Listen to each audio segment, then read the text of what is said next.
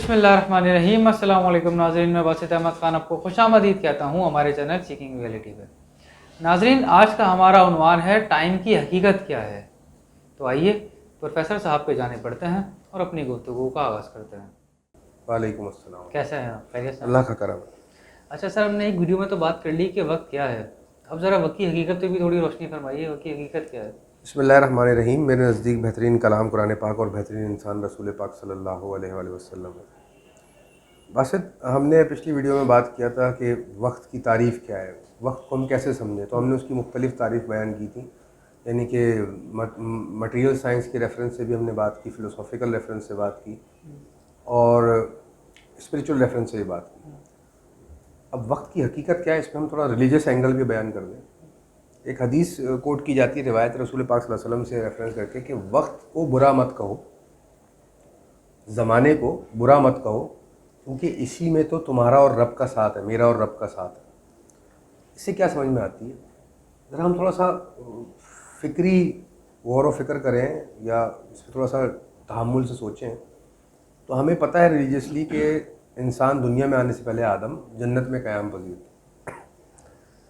जन्नत में थे, लेकिन उनको वक्त का एहसास नहीं था, अपने वजूद का एहसास नहीं था। और जब जन्नत से निकले और दुनिया में आए, मादी दुनिया में, तो कुरान की आयत फरमाती कि लगे अपनी शर्मगाहों को छुपाने, यानी कि उनको अपने मेल फीमेल या नर मादा होने का या जिनसी अपनी कैफियत का एहसास होने लगा। जैसे ही इंसान की नफ्स एक्टिवेट होती है, उसके साथ साथ उसका एहसास भी एक्टिवेट होता है। अब ये हम बात क्यों कह रहे हैं, मजहबी तौर पे भी और अक़ली तौर पर भी। जैसे आपको ये जिस्म जिस खाकी मिलता है, तो उसके साथ साथ आपको 5 सेंसेस भी मिलती हैं, टेस्ट, स्मेल, हेयरिंग, साइट और फील। जब ये पांचों सेंसेस आपको आप डाटा आता है, आप जब किसी चीज़ पे टच करते हो तो महसूस करते हो कि मैं इसको टच कर रहा हूँ, ये हार्ड है, सॉफ्ट है। तो ये आपका अकल जो है, ये दिमाग जो इसको इंटरप्रेट करता है। तो जैसे ये 5 सेंसेस एक्टिवेट होती हैं आपकी नफ्स के साथ, तो आपको एहसास भी होने लग जाता है। फिर आपको एहसास होता है कि आप मुझसे डिफरेंट हैं, मैं आपसे डिफरेंट हूँ। इंसान कंपैरिजन करने लग जाता है उसके अंदर। जैसे ही इंसान की नफ्स वजूद में आती है, उसका एहसास वजूद में आता है और उसका वक्त भी खुल जाता है। अगर एक इंसान, इसकी मिसाल बड़ी सिंपल है, जब आप सो रहे होते हैं आपके 5 सेंसेस मुअत्तल होते हैं, तो आपको वक्त का एहसास होता है। इसका मतलब आपकी जैसी ये नफ्स बेदार होती है, तो साथ साथ आपका एहसास भी बेदार होता है और आपको वक्त की भी महसूस होने लग जाता है। तो ये इसकी रिलीजियस हकीकत है कि जब आप वक्त में हो तभी अल्लाह ताला के करीब जा सकते हो, क्योंकि आप अपने इस वजूद के ज़रिए वो अमाल कर सकते हो या वो इर्तका कर सकते हो, जिसको करने के बाद आप अल्लाह की कुर्ब हासिल कर सकते हो। इसलिए अल्लाह पाक ने आपको ये जिस्म दे के अता किया और फरमाया कि जाओ दुनिया में रहो, मेरी इबादत करो, वरना फ़रिश्ते कम नहीं थे इबादत के लिए। तो ये इसकी मजहबी हकीकत है। अब हम आते हैं इसकी साइंटिफिक हकीकत क्या है, इसकी फ़लसफ़ियाना और इसकी रूहानी हकीकत क्या है। टाइम की जो साइंटिफिक रियलिटी है, वो आइंस्टाइन और टेस्ला जैसे लोगों ने भी बयान फरमाई। Time is nothing but a perception. मैं एक एग्जांपल देता हूँ। इस दुनिया में फ़र्ज़ करें कोई इंसान वजूद नहीं रखता, सारे इंसान मर गए, हैं ही नहीं इस दुनिया में, तब भी ये दुनिया घूम रही होगी, तब भी 365 दिन में चक्कर लगा रही होगी, लेकिन ये बोलने वाला कोई होगा, ये महसूस करने वाला कोई होगा। तो इसको साइंस में कहते हैं कि टाइम पैराडॉक्स, कि जब कोई नहीं है तब भी टाइम अपनी जगह मौजूद है। सही है। अच्छा, फ़र्ज़ करें दुनिया रोटेशन और रेवोल्यूशन भी बंद कर दे, तो वक्त वजूद में रहेगा। टाइम सब्जेक्टिव या परसेप्चुअल इसलिए है कि हम जिस प्लैनेट पे खड़े हुए हैं, उस प्लैनेट के टाइम को हम रेफरेंस देते हैं। अर्थ की मूवमेंट से हम अपना टाइम कैलकुलेट कर रहे हैं। अगर यही बात जाके मैं मार्स में करूं, तो वहाँ पे उसकी डायमेंशंस अलग हो जाएंगी। मार्स की मूवमेंट अलग है, मरकरी की मूवमेंट अलग है, यानी कि मरकरी का वक्त अलग है और मार्स का वक्त अलग है। एक बात।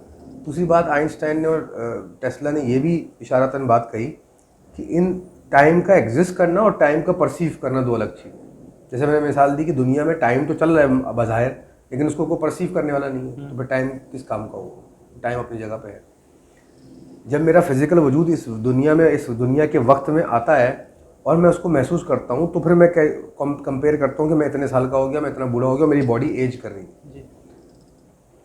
फिर एक पैराडॉक्स ये भी आता है कि अगर इंसान स्पेस में चला जाए और जैसे वो मूवी बनी है इंटरस्टेलर के नाम से, तो क्या उसके पे असरात होंगे? तो आप स्पेस में हो तो आप किसी प्लेनेट पे नहीं हो, यानी कि किसी टाइम जोन से अलाइन नहीं हो।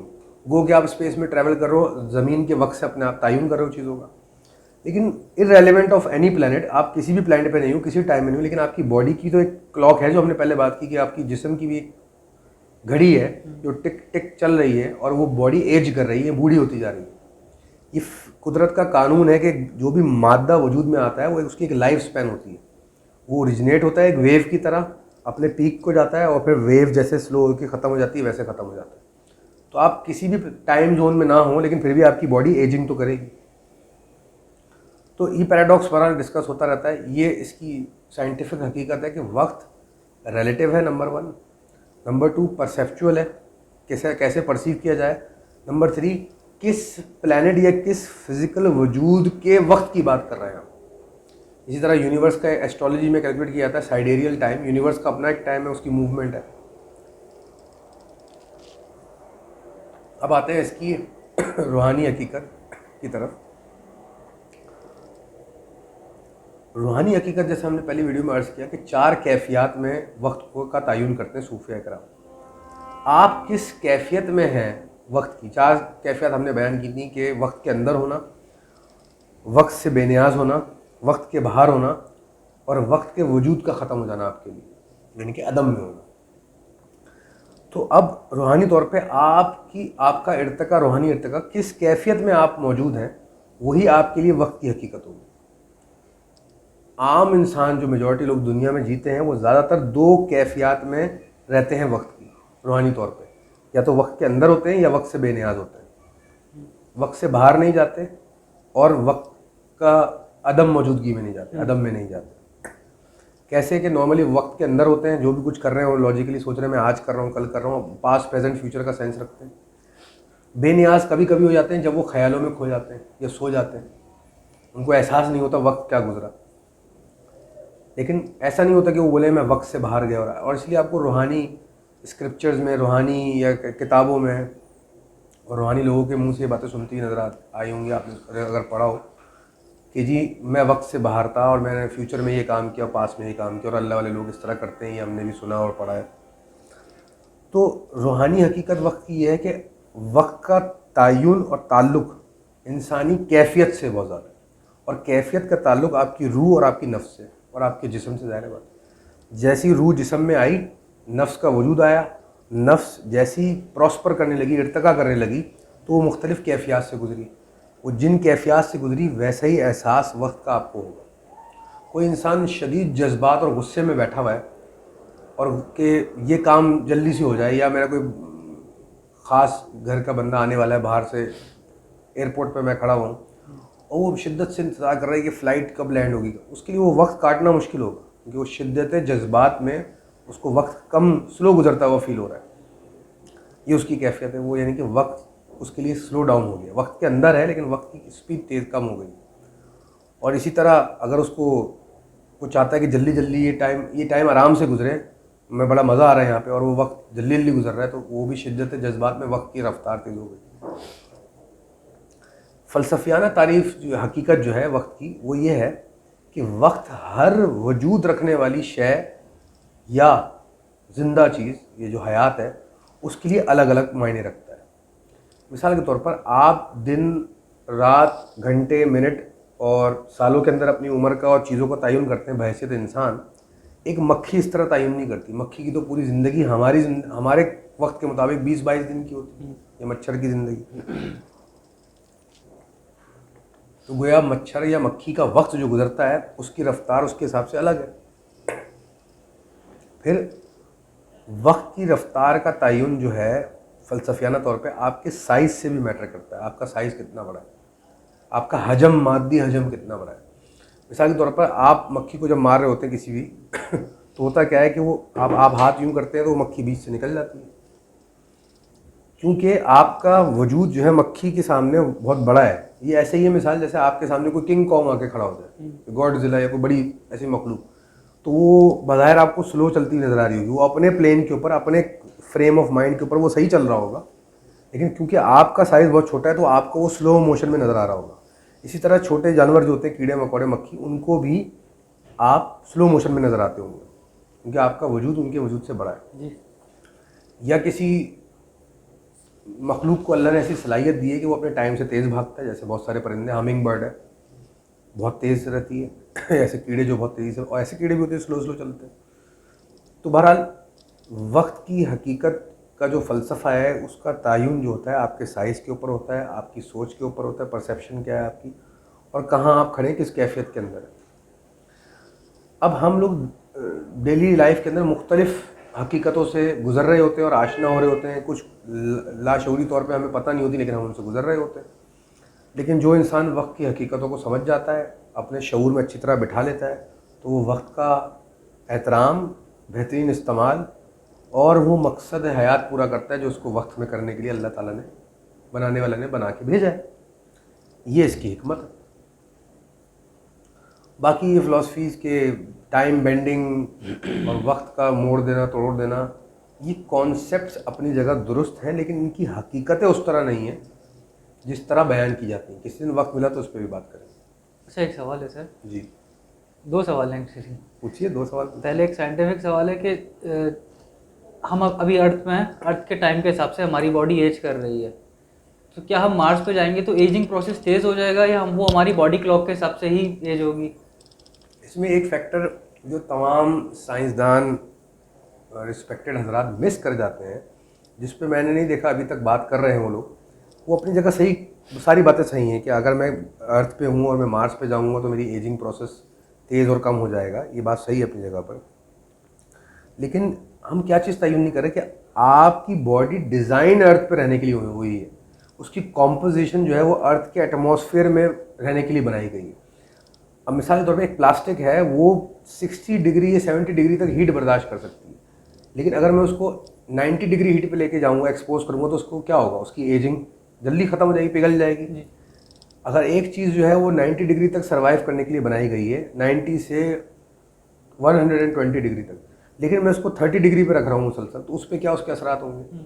तो मार्स का जो एटमॉस्फेयर है, उसकी जो कॉम्पोजिशन है और इंसानी बॉडी का जो डिज़ाइन है, वो या तो किसी लैब में रख के या तजुर्बा ट्रायल एंड एरर से वहाँ जब लोग रहेंगे तो पता चलेगा कि इंसानी बॉडी पे उसके एजिंग के असरात किस तरह मुरतब होते हैं। तो जब भी पता चलेगा ना, हम उस एनवायरनमेंट में जाके किसी चीज़ को रख के देखेंगे। तो ये बात आप एस्टिमेट्स लगा सकते हो, एग्जैक्टली तयन अभी नहीं कर सकते अनटिल वहाँ जाके कुछ लोग रहें। तो हो सकता है मार्स के एनवायरनमेंट में इंसानी एजेस बढ़ जाएं, लोग 200 साल तक रह लेंगे, ग्रेविटी कम है, थिन एटमॉस्फेयर है। या हो सकता है मार्स में एटमॉस्फेयर ऐसा है जो कि आपकी बॉडी के ऑर्गन्स के लिए तबाहकुन है, और ग्रेविटी लो होने की वजह से आपकी ब्लड सर्कुलेशन कम हो जाए, विस्कोसिटी कम हो ब्लड की ग्रेविटी की वजह से, और आपकी एज कम हो जाए, आप 70 साल के जीते आप 40 साल में मरने लगे। तो ये सब्जेक्टिव बात है। दूसरा सवाल। अच्छा, थैंक यू पहले सवाल के लिए। दूसरा सवाल कि जो आपने फरमाया कि एक इंसान या एक रूहानी इंसान जो है वो 4 वक्त के, सूफियों में जिस तरह होता है 4 दोरायों में रहता है, वक्त में, वक्त से बाहर, वक्त से बेनियाज और अदम में। तो ये एक जो कामिल इंसान होता है, क्या वो किसी अदम में रहता है या वह बेनियाज रहता है या वो डिफ्लेक्ट करता रहता है चारों में? भाई पहले तो सवाल आपने सवाल इतना ख़तरनाक कर दिया। पहले तो ये गौरतलब बात है कि कामिल इंसान होते हैं। बहरहाल हमारा ईमान है रसूल पाक सल्लल्लाहु अलैहि वसल्लम की ज़ात कामिल थी और है और हमेशा क़यामत तक रहेगी, और उनके नक्शे कदम पर चलकर ऐसे उनके कह लीजिए फॉलोअर्स हैं, उनके उम्मती हैं जो उम्मतियों में कामिल हो चुके होंगे, जिनको हम अल्लाह के वली, अल्लाह के बरगज़ीदा लोग कहते हैं। तमाम लोगों का रुतबा अपनी जगह काबिल एहतराम है। तो जो भी लोग होंगे ऐसे लोग होते हैं, और जहाँ भी होंगे अल्लाह के करम से होंगे। हमारा इल्म ये कहता है कि ये जो 4 स्टेजेस हैं, आप अपने ऊपर भी नॉर्मल आम इंसान के ऊपर रख के हम नोट कर लें, आप हर वक्त एक स्टेट में नहीं रहते वक्त की, इसमें आप शफल करते रहते हैं। लेकिन ये तयन किया जा सकता है कि मेजर टाइम आपका किस स्टेट में, किस कैफियत में क़याम आपका रहता है। आम इंसान वक्त के अंदर रहता है ज़्यादातर, जब सोता है तो वक्त से बेनियाज हो जाता है या किसी ख्यालों में चला जाता है, मेजमराइज हो जाता है, जज्बाती हो जाता है तो बेनियाज हो जाता है, लेकिन वो 3rd और 4th स्टेज में नहीं जाता। हाँ, जो कामिल लोग हैं वो चारों स्टेज में जब चाहें अपनी मर्ज़ी से अल्लाह के हुक्म से शफल कर सकते हैं, यानी कि आ जा सकते हैं जहाँ अल्लाह का हुक्म हो और उनको दरकार हो कि हमें इस कैफियत वक्त में जाकर ये काम करना है, इस तरह हमने सुना है अल्लाह के बरगज़ीदा लोग या अल्लाह के वली या परफेक्ट ह्यूमन बींग्स या great human beings, enlightened human beings जो होते हैं वो वक्त के बाहर जाके पास्ट प्रेजेंट फ्यूचर बदल लेते हैं या उसमें काम करते हैं। बहरहाल ये पूरी अलग डोमेन है कि स्पिरिचुअली पास्ट प्रेजेंट फ्यूचर की क्या हकीकत है, इस पर कभी बात कर लेंगे इंशाल्लाह, अगर आवाम नाजरीन को सुनना पसंद हुआ तो। थैंक यू सो मच, बहुत बहुत शुक्रिया ब्रदर साहब। अल्लाह ताला आपको भी वक्त की हकीकत समझने की और वक्त में बेहतरीन इंसान बनने की तौफीक अता फरमाए। आमीन। और तमाम अवाम नास के लिए भी यही दुआ है। जो मुस्तफ़ीद हो। आमीन। Thank you sir. You're welcome। नाजरीन, हमारी वीडियोस को लाइक कीजिए, सब्सक्राइब कीजिए, बेल आइकॉन पर क्लिक कीजिए। आने वाली वीडियोस तक के लिए हमें इजाज़त दीजिए। अस्सलाम वालेकुम।